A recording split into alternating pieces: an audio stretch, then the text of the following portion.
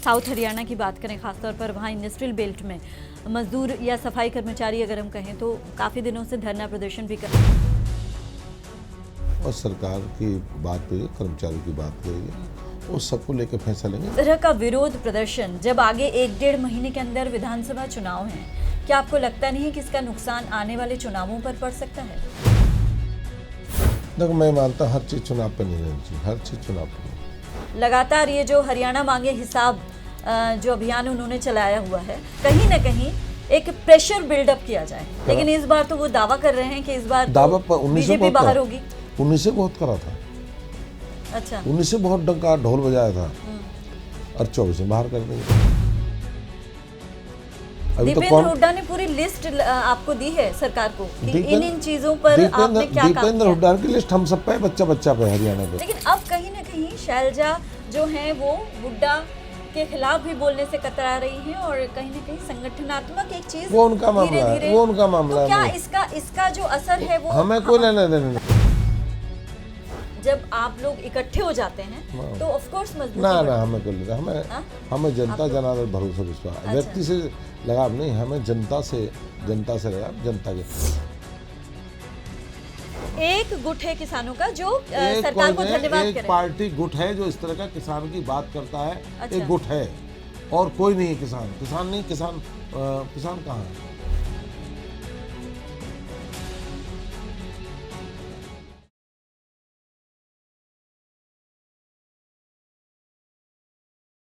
नमस्कार, स्पॉटलाइट हरियाणा में आपका स्वागत है। मैं हूं वैशाली चौधरी। मेरे साथ इस वक्त हैं हरियाणा के उद्योग, वाणिज्य व श्रम मंत्री मूलचंद शर्मा जी। हाल ही में कुछ बड़े फैसले श्रमिकों के हित में लिए गए हैं, तो सबसे पहले हम उनका स्वागत करेंगे। बहुत बहुत स्वागत है सर आपका। धन्यवाद सर, जैसे हाल ही में आपने एक बहुत अहम बैठक की और बैठक में कुछ अहम फैसले श्रमिकों को लेकर किए गए हैं। हम ये जानना चाहेंगे कि क्या क्या फैसले लिए गए हैं। मैं आपके चैनल के माध्यम से कहना चाहूँगा, औद्योगिक क्षेत्र को जितना बढ़ावा देना है वो श्रमिकों के कारण है, और बिना श्रमिक के उद्योग नहीं चल सकूँगा। जितने बढ़िया श्रमिक होगा उतना ही बढ़िया उद्योग चलेगा, उतना ही देश से दुनिया की मार्केट में आपका माल बिकेगा। और उद्योगों को हमें श्रमिकों के लिए पहले भी जो बच्चे, उनके जिस श्रमिक के बच्चे पढ़ते हैं मेरिट में, उनको स्कूटी देना, बेटी को स्कूटी देना, उनके मेरिट योग्यता के आधार पर उनको स्कूटी देते हैं। उनके बच्चों की बेटी है तो उसकी शादी के लिए भी हम पैसे देते हैं, और उसके इलाज के लिए भी हम पैसे देते हैं। भाई उसका इलाज है, इलाज में तो बढ़िया जगह इलाज है, उसकी फैक्ट्री में भोजन की व्यवस्था क्या है, किस तरह का भोजन देते हैं, कि उनका चेकअप होता है नहीं होता है, ये सब कानून बने हुए हैं। पर इसको हमने सख्ती के साथ सभी अधिकारियों को कहा है कि किसी भी कर्मचारी के साथ उसकी खाने की, भोजन की व्यवस्था, जो औद्योगिक क्षेत्र में जो नीति है, कानून है, उसके तहत होना चाहिए। और मुख्यमंत्री जी ने अभी उनके लिए जो उनको देते हैं, हर साल हम देते हैं, हर महीना देते हैं, इस तरह कार्यक्रम की पेंशन है या जो उनके इलाज का है, जो बच्चों के हैं, वो सब हम उनको देते हैं श्रमिकों को, जो उनके सरकार को देना चाहिए। हमने कोई स्कीम ऐसी श्रमिकों की रोकी नहीं है। लोग कहते हैं भाई स्कीम तो है पर देते नहीं है, हमने उसको सबको लागू किया। जी, पक्का करने का भी आपने मीटिंग हुई थी जिसमें आपने कहा है कि इनको जल्दी, जितनी जल्दी हो सके पक्का किया जाए, इस पर भी काम किया जाए। नहीं, हमने ही कहा। श्रमिकों की जो मैंने जानकारी ली, जानकारी में ये कि भी औद्योगिक क्षेत्र में कितने क्या कानून है, कि उद्योग कितने रेगुलर होने चाहिए, कितने ठेकेदारी प्रथा के होने चाहिए, कितने रिटायरमेंट होते हैं, क्या उनके नॉर्म्स पर। हाँ, एक विशेष परिस्थिति होती है, विशेष परिस्थिति में ठेकेदार से काम चलाया जा सकता है। जहाँ पे इस तरह की परिस्थिति, उन सब पे हम कार्य करें कि उस पर जो भी हैं उनके जो अधिकार है, जो वंचित है, श्रमिक मजदूर वंचित है, उस मजदूर को हक मिलना चाहिए, और मजदूर के कोई कोताही नहीं होना चाहिए मजदूर के, ये मैंने रखा।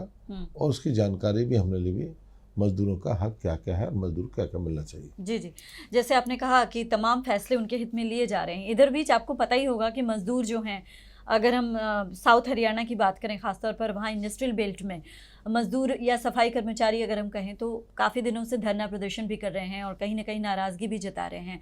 उनकी कई सारी मांगें हैं। एक तो ये पक्का करने की बात है, दूसरा ये भी है कि उनके फैमिली को भी ध्यान में रखा जाए, उनका भी अहित ना हो। तो ये बहुत सारी उनकी मांगे हैं। तो क्या आपको लगता है कि इतनी मांगे जो हैं वो किस हद तक सही हैं और किस हद तक इनको पूरा किया जा सकता है?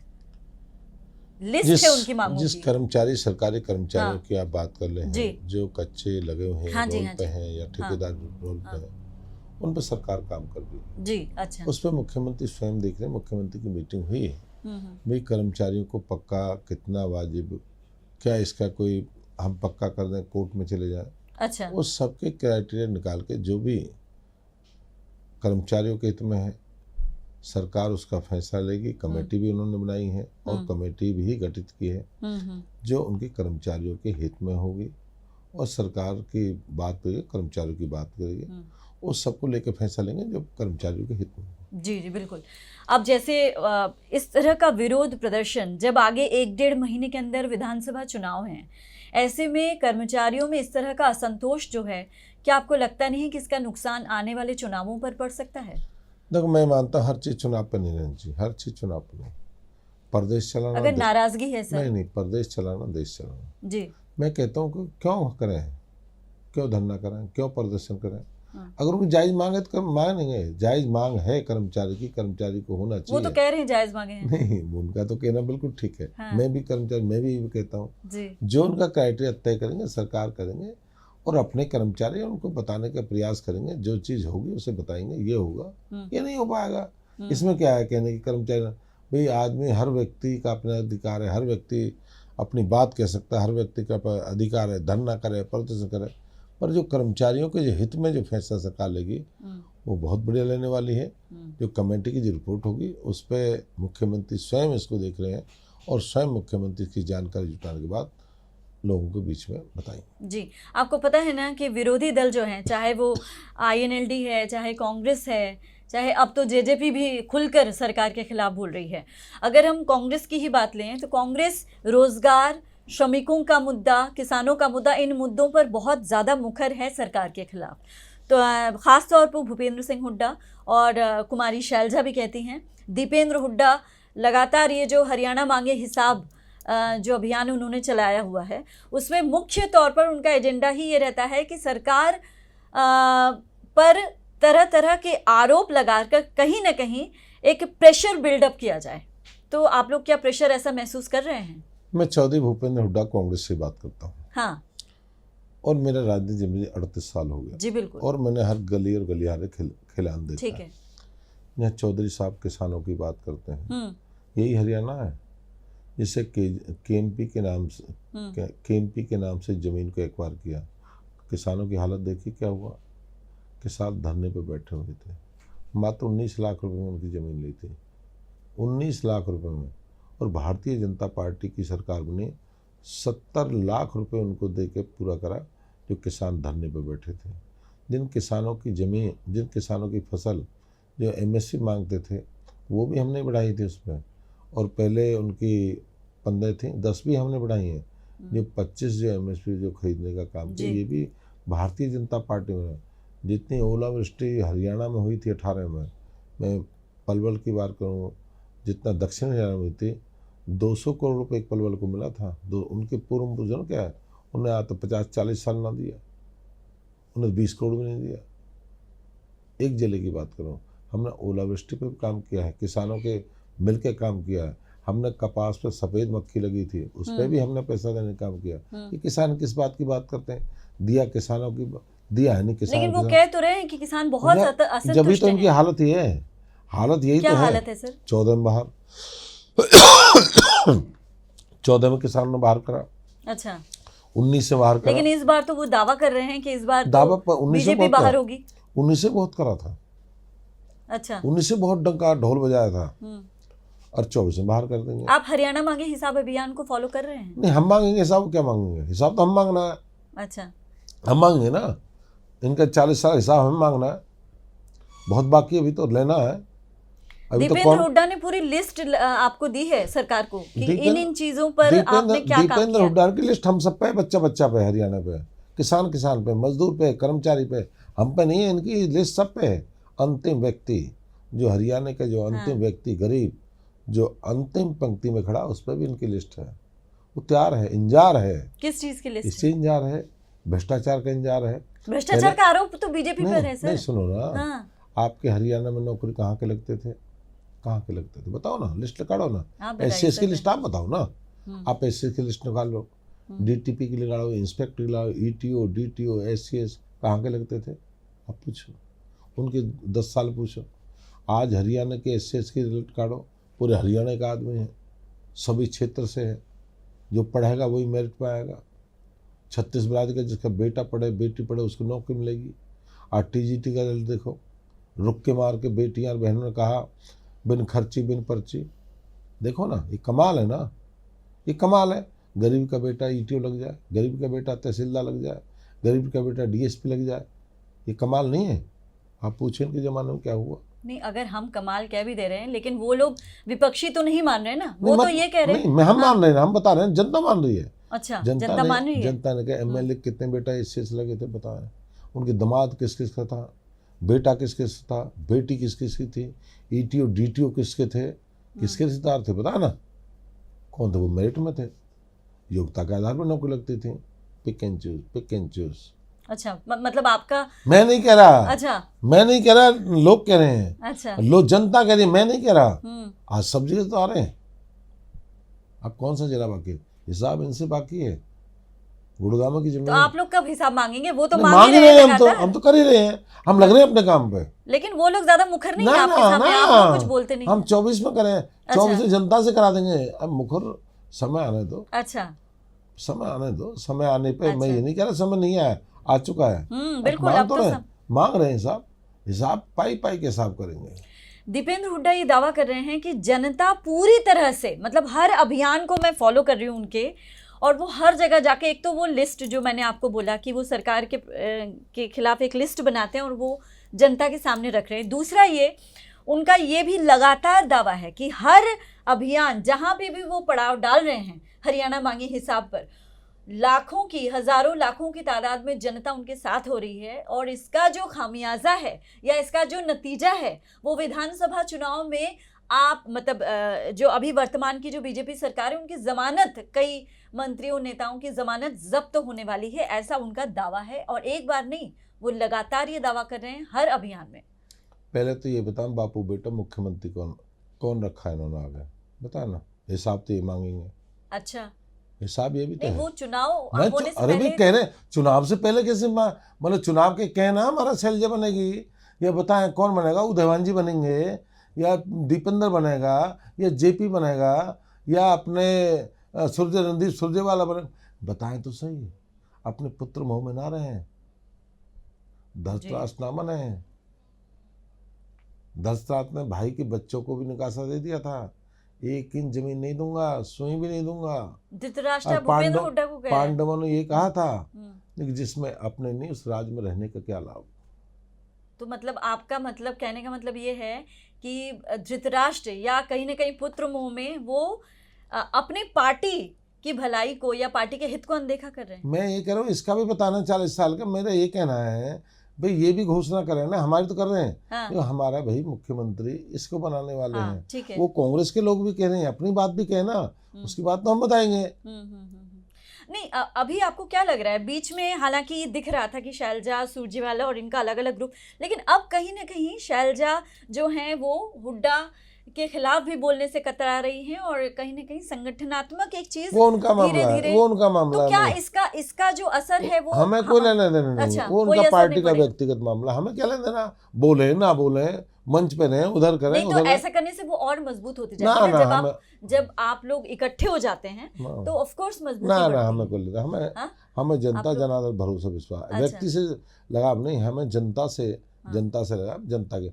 हमारा माली का बेटा, सैनी का बेटा मुख्यमंत्री बन जाए, बड़ी बात नहीं, बिल्कुल है। जो हरियाणा में, जिस हरियाणा में कोई पूछ भी नहीं थे, जो मंत्री नहीं बना करते थे, आज मुख्यमंत्री की बागडोर है, ये बीजेपी है ना। नहीं, ये बात तो एक गरीब ब्राह्मण का बेटा इस प्रदेश अध्यक्ष बन जाए, मोहनलाल बड़ौली, जिसका बड़ी बात नहीं, बिल्कुल है। अब तीसरे एक मनोहर लाल जी इस प्रदेश के पूर्व में मुख्यमंत्री, आज केंद्र में मंत्री हैं। एक कपड़ा बेचने वाला इस प्रदेश का मुख्यमंत्री चाय बेचने वाला देश का प्रधानमंत्री बन जाए, ये रखी ना, सोच बड़ी रखी। यही तो लोकतंत्र है। यही तो रखी ना। हाँ। उन्हें बताइए ना, जनता मांगे हिसाब 40 साल, जनता बताया ना, जनता में और भी तो हैं, बताया ना उस जनता को कौन बनेगा, बताओ जनता को कौन बनेगा, बताइए, जनता मांगे हिसाब। क्या पता जनता वो एक हिसाब तुरुप मांगती का है पत्ता होता है ना, वैसा उन्होंने रखा हुआ है कि एकदम से चुनाव पत्ता से छोड़ दो ना, तो पत्ता है, कहें भाई कोई बन सकता है, रखे, किसी भी गरीब का बेटा बन सकता है। तुरुप के पत्ता छोड़ोगे नहीं, और पत्ते छोड़ दिए, तुरुप का रख लिया अपने पास जी, उसे भी छोड़िए, तुरुप के पत्ते को हमने छोड़ रखे हैं, कौन बन जाए। मूलचंद शर्मा जैसा मंत्री बन गया, विधायक बन गया, ये पार्टी तो है, ये पार्टी का एक कमाल है। एक चाय बेचने वाला देश का प्रधानमंत्री, नहीं वो सब ये मैं कमाल नहीं है। नहीं, बिल्कुल है, मैं मान रही हूँ, लेकिन आप इस तरह से कह के आप कांग्रेस जैसे मतलब देश की सबसे पुरानी जो एक पार्टी है उसको, उसकी शक्ति और उसकी जो महत्ता है उसको आप नकार नहीं सकते। और प्रदेश कांग्रेस धीरे धीरे मजबूत होती जा रही है। मैंने कब कहा है? और विधानसभा चुनावों को लेकर मैंने कहा है सबसे बड़ी पार्टी देश की, जिस तरह की हालत इनकी, रोना आता है। नहीं, आपको लगता नहीं राहुल गांधी अब पहले के मुकाबले काफी मजबूत और काफी शक्तिशाली होकर उभरे हैं? जैसी नहीं लगती? जिस तरह की हालत प्रदेश की हुई है, देश की हालत हुई कांग्रेस की, नहीं आप हमने कभी देखा नहीं। सत्य आपने कहा ना, सबसे मजबूत पार्टी, सबसे बड़ी पार्टी, हाँ। इतनी बुरी हालत कंगार पे पहुंच गई, यूपी जैसे चला करती थी, सब कुछ हो लिया। सर यूपी में तो बीजेपी भी इस बार लोकसभा में बहुत अच्छा, वो तो बहुत वहां से निकले, वहां देखिए हालत क्या है, हालत बताओ ना। के जीते दो, क्या यूपी में गए जी, के एमपी हैं। हाँ हाँ हाँ। आप देखो क्या हालत हुई। और हरियाणा में हम सरकार बनाने वाले, हरियाणा में सरकार बन जाएगी। हरियाणा में डंके की चोट सरकार बनेगी। किन किन मुद्दों पर आप जनता के बीच जाएंगे विधानसभा चुनावों में? हम जनता के बीच जाएंगे। जनता के आम व्यक्ति की सरकार है, आम व्यक्ति की, कोई भी आदमी, कौन मंत्री बन जाए, कौन मुख्यमंत्री जाए, कौन आम व्यक्ति, कोई ये नहीं है उनके घराना के बच्चे, पता ना किसका बन जाए, घराना का बन जाए, बेघराना का बन जाए, व्यक्ति एमएलए बनना बड़ी बात है और मंत्री बनना बड़ी बात है। किसका बेटा विधायक बन जाए, मंत्री बन जाए, इस मुद्दों के लिए यहाँ तो फिक्स है, यहाँ तो गोटियां फिक्स है जो पड़ी हुई हैं। 40 साल तो उन गोटियों से उठने हैं। वो गोटी है वो ना उठेगा, बाप ना है तो बेटा, बेटा ना है तो पोता है, फिक्स है गोटियां। अच्छा। हमारी हमारी गोटियां तो उठेंगी। अच्छा, मतलब कहीं से भी इनमें फिक्स है। मैं बता दूं 40 टिकटॉक दे भी फिक्स है। वो बेटा होगा, बेटा ना होगा, पोता ना होगा, दामाद होगा, फिक्स है। मैं बता देता हूँ, आपको लगता हमारी नहीं बता सकते आप। ठीक है, आपको लगता नहीं बेरोजगारी, पोर्टल वाली सरकार का जो आरोप लगता है वो, किसानों का मुद्दा, ये 3 ऐसे मुद्दे हैं जो विपक्ष इसको छोड़ेगी नहीं आगे भी, और आगे और मुखर होके सामने, तो ये आप लोगों के लिए चुनौती नहीं लग रही है कहीं से भी? मैं आपके तीनों चीज कहूँ। हाँ, किसान के लिए क्या छोड़ा है बताइए आप। किसान बताओ सर, किसानों का विरोध आप बताओ मुझे, एक चीज बताइए, किसान का ये मुद्दा आप ये बताइए मूलचंद जी, ये किसान का मुद्दा बीजेपी से रह गया, मुझे बताओ ना। लेकिन किसानों में रोष तो नहीं बताओ ना मुझे, आप मुद्दा बताओ। आप सीनियर सारा देखते हैं सारिया, आप ये बताओ किसान का ये बताइए, जो किसान का ये मुद्दा बाकी है, इस पर काम बाकी है। मुझे ये बताइए फिर किसानों में रोष अभी तक क्यों? कौन नाराज है? वो लोग हैं इनके, किसान तो खुश है। किसान का सर, किसान कौन है बताओ ना। एक गुट है किसानों का जो सरकार को धन्यवाद करे। एक पार्टी गुट है जो इस तरह का किसान की बात करता है। अच्छा। एक गुट है और कोई नहीं है। किसान कहाँ? पलवल में किसान बताओ कौन कर रहा? फरीदा आदम बताइए, पलवल बताइए, मेवात बताइए, रेवाड़ी बताइए, महेंद्रगढ़ बताइए, भिवानी बताइए, पंचकुला बताइए, अम्बाला बताइए, कुरुक्षेत्र बताइए। वो नहीं क्या? कुछ लोग हैं चंद, वो पार्टी के वर्कर हैं जो किसान का नाम का चोला उड़ते हैं। चढ़ूनी गुट लगातार। अरे मैं कहता हूँ किसान चुनाव लड़ तो लिए, वो नेता बनना चाहते हैं, मुंह के पट गिरे ना, वो चुनाव लड़ना चाहते हैं, किसानों के नाम लड़ना चाहते हैं। किसान नहीं देगा, किसान के नाम की राजनीति, मुंह के बट गए ना, कुछ नहीं मिला, नकार दिए ना। किसान के नेता ही नकर गए तो क्या रह गया? किसान का आना गया, किसान ने सबने वोट दिए, उसके गृह जिले में दिए। किसान के मुझे एक मुद्दा बता दें भाई, किसान की ये रह गया, किसान किसान किसान किसान का। आप बताओ किसान ने कब कहा? कौन किसान कह रहा है? ये लोग कहते हैं किसान किसान किसान, यही तो कहते हैं। किसी किसान ने कहा है किसान जो समस्या थी उन्होंने जो मांग थी पूरी कर दी, करेंगे भाई। इन पर तो हुआ नहीं कुछ, वो हमने करा। ये तो किसान के नाम का खाते रहे, करने वाले हम हैं। फिर खाना चाहते हैं, खाना चाहते हैं। बता रहे किसान का, एक बता दे हम करेंगे। एक किसान बता भाई, एक किसान का बाकी रह गया। ठीक है, पोर्टल वाली सरकार, हाँ, ये आपको पता है ना, ये पोर्टल वाली सरकार का टैग आप पर लगा हुआ है, सरकार पर, मतलब बिल्कुल ठीक। हर बात पर पोर्टल बना, मतलब हुड्डा की पीसी की बात करूं, प्रेस कॉन्फ्रेंस में वो बिल्कुल एकदम खुल के बोलते हैं कि हर छोटी बड़ी बात पे पोर्टल बन जाता है। और फिर पोर्टल ना देखने वाला कोई है क्या, ना इस चीज को देखने वाला कोई है कि क्या वाकई उस पर जाके वो अवेलेबल है, या फिर कोई एक आम आदमी है जिसे पोर्टल के बारे में नहीं पता, उसको कैसे समझाया जाए कि उस पोर्टल पे जाके ये चीजें होंगी। ये सब चीजें मिसिंग है। आदरणीय चौधरी भूपेंद्र हुड्डा जी, हाँ, कई बार सांसद रहे, हाँ 2 बार मुख्यमंत्री रहे जी, पढ़े लिखे अपने जमाने के एडवोकेट, बिल्कुल ठीक है। विद्वान आदमी, बड़े घराना के आदमी, बड़े घराना के आदमी हैं जी। उनको हर बात को बड़ी शालीनता के साथ कहने का थोड़ा अधिकार तो है, कहना अच्छा। आराम से। पोर्टल का कमाल नहीं है, पोर्टल में जो 1100 करोड़, हाँ 1100 करोड़ जो लोग 2 नंबर के पैसा लेते थे, ये भी नहीं पता लगता था कि पेंशन कौन लेके जा रहा है, मरे कितने समय हो गया, कब चला गया। ये कमाल नहीं है पोर्टल का। लेकिन इतने पोर्टल, अरे सुनो से, हाँ। पोर्टल में आज बीपीएल की पहचान, प्रदेश की पहचान है कि गरीबी रेखा पे कुछ पोर्टल तो अच्छे हैं। नहीं, आप हुड्डा जी भी कह रहे हैं। मैं हर चीज हाँ, बताऊंगा। हाँ, हाँ। वो अच्छे कहेंगे, अच्छा, कहलवा देंगे 24 में। अच्छा, आदरणीय है, वो सम्मान ये है। कह रहे हैं, पहले मेरा सुन लीजिए, वो ये कह रहे हैं सारे पोर्टल खराब नहीं हैं, कुछ पोर्टल जरूरी हैं, लेकिन इतने पोर्टल हैं जिनकी जरूरत नहीं है। 21वीं सदी का हरियाणा है, हाँ। 21 सदी का देश, हाँ जिस प्रदेश का अपना नाम हो, जीएसटी में नंबर 1 हो, जी, ठीक, जी, खेल में नंबर 1 हो, किसान में नंबर 1 हो, और वो तो कहते हैं बेरोजगारी में नंबर 1 दूध उत्पाद में नंबर 1 हो, ठीक, अपनी पहचान हो हर क्षेत्र में, हर क्षेत्र में। अगर पोर्टल उस प्रदेश में ना लगेगा, अगर पोर्टल से काम होंगे, आज स्मार्टफोन आए थे, हमें ये नहीं पता थे कैसे चलेंगे, ठीक है, हमें कहते मिलाना और काटना 2 ही था, मिलाना और काटना। आज पोर्टल पे अनपढ़ लोग भी सुबह शाम तक ग्रामीण आचरण जाओ, फेसबुक चला रहे, व्हाट्सएप कॉल चल रही है, देख रहे हैं ना, पता है ना, मतलब समय के साथ आगे बढ़ने वाले, समय का 21 सदी का हरियाणा। चौधरी साहब को एक पुराने जमाने के ग्रेजुएट हैं, चौधरी साहब यहाँ तो 21 सदी की मेरी बहनें चला रही हैं, कैसी बात कर रहे हैं, सब पता है। आप यहाँ चंडीगढ़ की लिखी बात को आप सिरसा में पढ़ लेना और जाके होडल में पढ़ लेना, हाँ, बिल्कुल, पलवल में, तो आपने चंडीगढ़ में 1 मिनट में घटना होगी ना, गैल कह देंगे ये हो गया। ये कमाल नहीं है, ये कमाल ही तो है 21 सदी का, साइंस का कमाल है। उनमें साथ साथ चलना चाहिए। अनपढ़ रखोगे हरियाणा को। आज हरियाणा में एक पोर्टल में रिजल्ट निकला, मुख्यमंत्री ने कहा ना, मैंने 7700 रिजल्ट तैयार करा, 70 बच्चे लगे टीजीटी, और रात को 12 बजे कहा जी रिजल्ट तैयार हो गया, देखो दबा दो बटन, पोर्टल का क्लियर हो गया।